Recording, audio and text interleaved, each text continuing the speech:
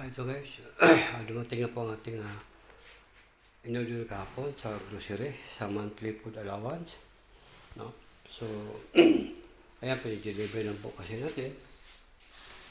Ano pa?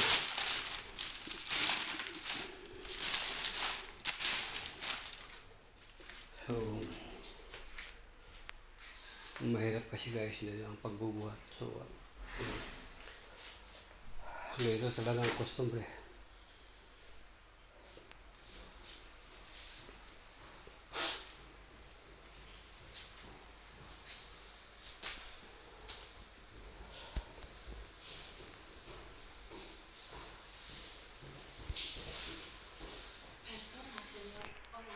Pero neve.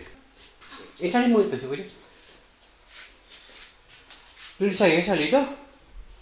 Joder, no tengo, no tenía la propina.